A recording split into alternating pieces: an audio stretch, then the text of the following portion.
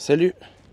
Aujourd'hui, je me retrouve dans le parking du IGA puis du Tim Hortons. En 2021, quand je m'en venais au Tic Géant, j'ai rencontré quelque chose que j'aurais peut-être pas dû voir. Un flamant rose à ma droite. Sur le coup, j'ai trouvé ça drôle, c'est sûr.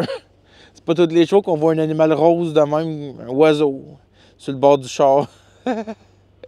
Mais, ils n'en ont pas parlé aux nouvelles, puis ils l'ont juste dit. Notre flamant rose, il s'était sauvé du zoo. Mais tu sais, ce soir-là, quand je me suis dit, hey, s'il y a un flamant rose qui a réussi à sortir du zoo de Granby, y en a-tu eu d'autres? Oui, il y en a eu d'autres. Puis c'est pas juste des flamants roses. Je tiens juste à préciser que les textes que je vais vous dire, c'est pas des textes que j'ai créés, c'est des textes des journaux qu'il y a eu. Puis si je sais pas si je vais tout vous lire le texte parce qu'il y a des bouts un peu gore.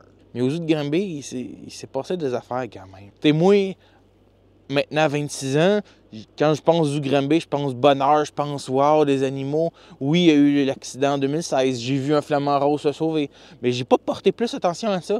Puis quand on regarde sur Internet, là, on peut pas voir ce qui s'est passé dans le temps. J'ai été sur une page Facebook de l'histoire de la ville de Granby, puis quand le monde parle du zoo, il y en a une couple qui parle. C'est là que j'ai vu que le zoo de Granby, il cache un peu de choses. C'est normal, tu vas pas parler des accidents qui s'est passé, tu vas pas parler des animaux qui se sont sauvés du zoo. Ça peut faire peur, mais c'est parce qu'il faut quand même en parler un peu, t'sais. Si les protections sont aussi sécuritaires au zoo, c'est parce qu'il s'est passé des affaires. Ce que je veux vous dire, c'est un peu les histoires qui s'est passées. J'imagine qu'il y en a beaucoup plus que ça. Mais ce que j'ai pu retrouver parmi les archives que j'ai pu retrouver, puis sur ce que j'ai trouvé sur Facebook, j'en ai pas trouvé une coupe, peut-être assez pour faire une vidéo. Je me suis dit, au moins, ça va pas mourir dans rien.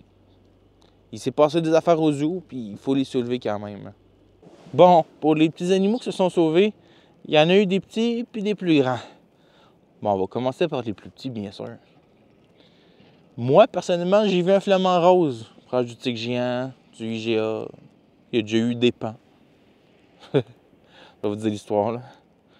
Joseph Rosamlia, un résident de la rue Pivert dans le canton de Granby. Heureusement, ce monsieur-là, il adore les oiseaux, tellement qu'il a installé derrière sa maison 2 mangeoires accrochés aux arbres. Toutefois, malgré sa passion pour les oiseaux, il pensait sûrement pas voir un paon atterrir chez lui un jour et ne plus vouloir partir. Un de ces superbes oiseaux s'est enfui du zoo de Granby pour se réfugier derrière chez lui. En environ 1 kilomètre de son point de départ, il y vit maintenant en permanence, passant une bonne partie de ses journées sur le patio, tout près de la porte vitrée, d'où il est possible de l'observer sans qu'il ne bronche. Le reste du temps, il se promène sur le terrain de M. Rosamlia, sans jamais sortir des limites. Pendant 3 semaines, le père habitait chez lui, il fallait qu'il le fasse nourrir. Les employés du zoo lui donnaient une cage, puis il disait de l'attraper lui-même. Mais bon, maintenant, il y a des limites, là. Il dit lui-même, si on était au mois de mai, cela ne me dérangerait pas qu'il les laisse ici. Mais avec les froids qui s'en viennent, j'ai peur qu'il ne meure. Ces oiseaux-là ne peuvent pas supporter le froid, s'inquiète le semi-retraité. Il explique mal que le zoo n'ébonde pas plus d'intérêt pour le récupérer. Bon, le texte le dit pas, mais j'imagine qu'un jour, le zoo l'ont repris. Même Joanne dit, un pan dans ma cour arrière. J'ai déjà arrêté le trafic pour une tortue géante sur la rue Bourguet, à côté de chez moi. Un gardien revenait vers le zoo à pied, avec un dromadaire à ses côtés, sur le rue des Ragons. C'était très drôle à le voir marcher, avec un semblant d'attitude. Bon, après les pans, qu'est-ce qui s'est sauvé du zoo? Il y a eu des singes. Bob, qui avait 20 ans, chimpanzé géant de 200 livres, avait reçu la faveur des nombreux visiteurs du zoo de Granby au cours des années, par ses nombreuses prouesses, et surtout pour la légende de ses escapades, dans la ville, dont la dernière avait eu lieu dans les années 1971. Bon, là, on est devant une école. C'est pour une raison. Dans ta classe, tu relaxes, tu fais des devoirs, puis là, pow! Un singe qui brise la vitre puis qui commence à faire plein d'affaires. Hey, ça doit être effrayant, pareil, hein? Linda dit, j'ai également entendu parler dans les années 50-60 un singe qui s'était échappé du zoo et se promenait dans la ville. et avait entré par une fenêtre de l'école Saint-Joseph ou Fatima. Il avait traumatisé une prof et sa classe. C'était celle de mon frère, Jacques, né en 1948, qui en avait fait apparemment un sujet de dissertation assez évocateur. La Tribune, 19 avril 1963. Depuis quelque temps, aucune nouvelle évasion n'était parvenue au jardin zoologique, mais cette ère a été révolue quand Bob a déjoué la vigilance des gardiens pour prendre la clé des champs. André dit même: on a eu beaucoup de plaisir avec ce chimpanzé. C'était un gros fumeur. Les gens lui lançaient un paquet avec quelques cigarettes et un carton d'allumettes. Et il s'arrangeait lui-même pour les allumer et fumait paisiblement en se foutant de ses spectateurs. Bob, l'unique chimpanzé de la famille de singes au zoo, s'est promené dans diverses rues et, attiré sans doute par les cris des enfants, il s'est dirigé vers l'école Saint-Jean. Après 3 heures de visite dans le secteur nord de la cité, il a été rattrapé par les gardiens qui l'ont reconduit dans sa gîte. Bob a même interrompu une réunion de 20 directeurs. Le singe avait été prêté au palais de commerce comme attraction pour de nombreux visiteurs. Il n'avait jamais été invité à siéger comme directeur, mais il s'est permis de s'inviter comme ça, sans tambour ni trompette. Et comment le singe est arrivé là? C'est une autre histoire. Le chimpanzé qui, paraît-il, a du sang de gorille dans les veines, venait tout juste de terminer son souper et s'apprêtait probablement à s'allonger pour digérer quand un garçon s'est mis à l'agacer. Après avoir fait le singe pendant quelques instants, Bob est rapidement devenu furieux et s'est mis à secouer violemment la porte de sa cage, tant et si bien mal que le cadenas a cédé et que l'animal s'est mis à gambader libre comme l'air sur les étalages de l'exposition. En moins de temps qu'il ne faut pour le dire, il est devenu le point de mire de toutes les personnes présentes et ce rôle ne semblait pas du tout lui plaire. Après avoir longuement fait le pitre sur le toit d'un chalet préfabriqué, d'un bond, il grimpa à la rampe de la mezzanine. Et on ne dit pas si cette rampe évoqua pour lui un souvenir de branches d'arbres et de lianes de la jungle, mais il s'est mis à effectuer toutes sortes de pirouettes sous les applaudissements et rires de la foule. Lassé par ce genre d'exercice, il se laissa tomber sur la mezzanine et se dirigea vers la seule porte entrouverte, la chambre 210 où se déroulait l'assemblée des directeurs. Après, j'imagine qu'ils l'ont pogné pour le ramener au zoo. Bon. Imaginez, vous marchez en pleine rue, voyez un petit singe. Mais... c'est pas juste des petits singes qui se sont évadés du zoo. Bon, si même un singe vous surprend pas, ben... il y a eu un ours. Chasse à l'ours en pleine rue. Dans la nuit du 15 au 16 mars 1955, un ours brun pesant près de 300 livres causa tout un émoi lorsqu'il s'est échappé du zoo de Granby. Il fut aperçu se baladant dans le secteur de rue Bourget et Laurier. Cet ours brun s'était enfui du zoo simplement en escaladant les broches de sa cage. Ok, un ours, tu peux te dire, oui, ça fait peur, t'sais. Tu le regardes, de loin, tu rentres dans ton char, tu te caches dans ta maison. Mais t'es un animal, comme je vais vous dire juste après, là, tu fais quoi? Imagine, tu viens de l'école là, dans ces années-là. Tu marches dans la rue, tu vois un genre de chat, là. Le plus gros. Puis c'est la grosseur d'un chien, là, même plus gros que ça. Là. Hey, c'est un tigre. C'est un tigre, là. Qu'est-ce que tu fais, là? Hein? Qu'est-ce que tu fais, là, avec un tigre en pleine rue? Franchement, j'aurais pas aimé être dans leur culotte. Une lionne paie de sa vie un court moment de liberté. Mardi 13 août 1968. Une lionne en captivité au zoo de Granby a payé de sa vie hier le peu de liberté qu'elle a goûté. Échappée de sa cage vers 11h30 hier matin, elle est allée se coucher gracieusement sur une terrasse en face du 355 rue Laurier. Le directeur du zoo, M. Gilles Charbonneau, s'est empressé de communiquer avec la police en insistant pour que l'on tire dessus à vue. Mais avant même l'arrivée des policiers, une trentaine de minutes plus tard, l'animal expirait. 3 francs-tireurs juchés sur le toit d'une automobile l'avaient atteint à la tête. Et même André dit, puis de l'échappée de la lionne Trixie, qui était enceinte et qu'on a dû abattre sur le parvis d'une maison de la rue Laurier. On ne trouvait pas de vétérinaire, c'était la fin de semaine, et elle commençait à s'énerver à cause de la foule de curieux qui s'accumulait autour. Très triste. J'espère que là, les fuites d'animaux, ça s'arrête là, parce que un tigre, c'est pas mal dur à battre. Saviez-vous qu'il y a même eu une panthère noire qui a essayé de s'évader? Jacques dit, à l'arrivée de la première panthère noire à l'ancien zoo, j'étais présent. Le directeur du zoo était M. Charbonneau. La cage pour recevoir la panthère était pas trop adéquate. Elle a failli s'échapper. Un barreau au plafond n'avait pas la même distance que les autres. Elle arrivait directement d'Afrique et était dangereusement sauvage. Il a fallu que les gardiens montent rapidement sur la cage, car elle avait déjà la tête sortie. Il en a fallu de peu. Ça a créé un certain émoi. C'est plus qu'un gros chat. Tu arrives d'un gros voyage en captivité et on te lâche dans une cage de 10 par 12 pieds devant une centaine de personnes qui applaudissent. C'est assez pour paniquer.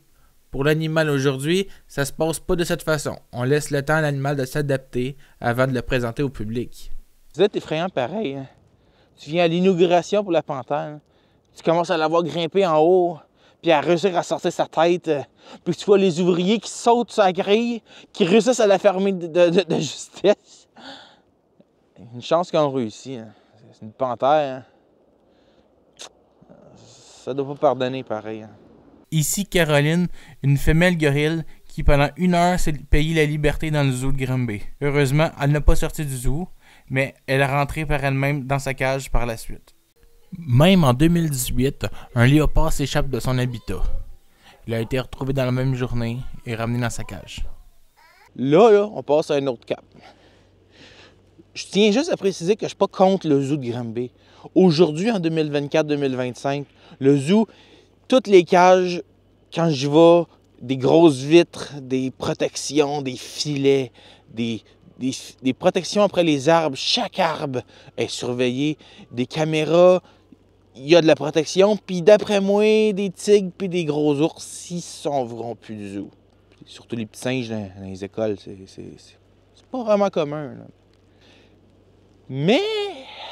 Mais, d'accord, les animaux qui s'enfuient, c'est un autre cap. C'est assez comique. C'est quelque chose. T'sais. Là, ce que je vais vous parler, c'est des accidents. Puis des accidents, c'est moins drôle. Bon, je peux bien comprendre qu'il y a du monde qui veut entrer par effraction dans les maisons, voler du stock pour leur vendre. Mais rentrer dans un zoo, aller dans les cages, puis tuer des animaux, voyons donc. Le pélican du zoo battu à mort.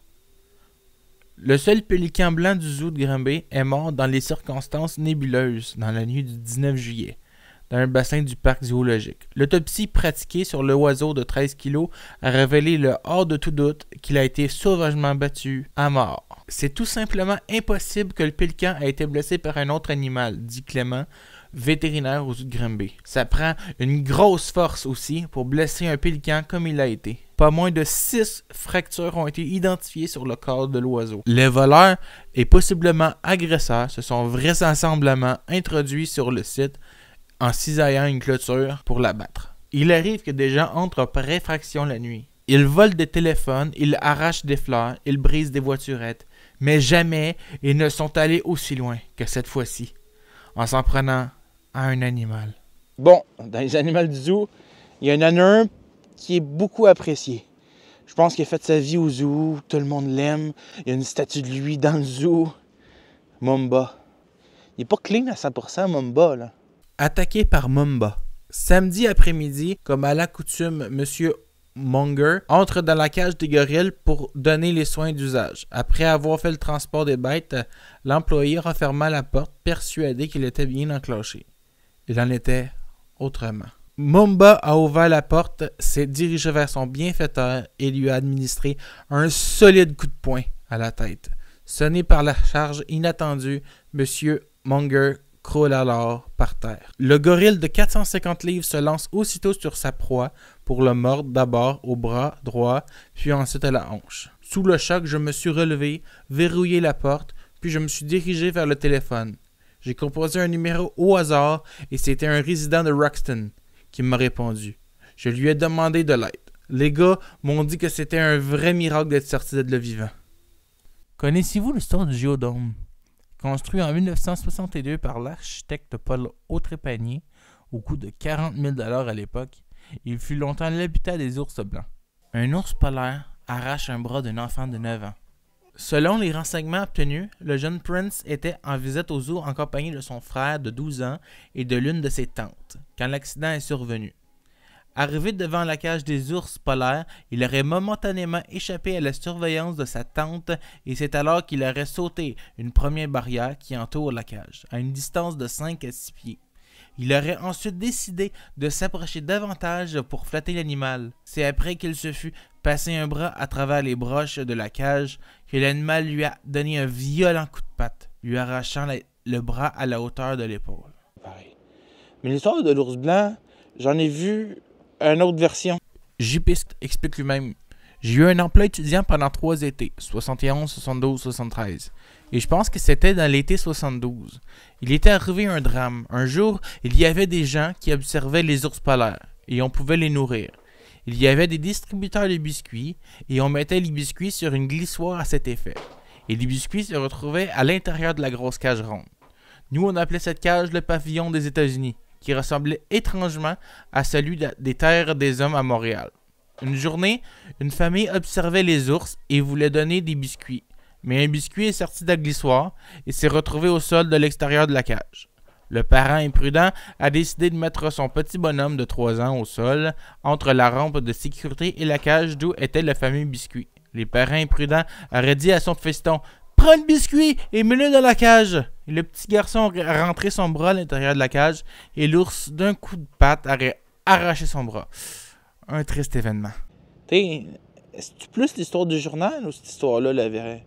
Ça, je la saurai peut-être jamais. Bon, la dernière histoire que je vais vous parler, c'est passé en 2016 et il s'agit d'une attaque de Lyon. En août 2016, une attaque de Lyon. Le 8 août 2016, une gardienne âgée d'environ 20 ans a été blessée par la lionne KO, âgée de 14 ans. L'employé a subi une fracture mineure à une vertèbre cervicale à la suite d'une morsure et des lacérations. Une des causes probables a été identifiée, c'est qu'une des trappes de transfert avait été ouverte et oubliée. L'employé dit par la suite qu'elle ne gardait aucune séquelle de l'attaque.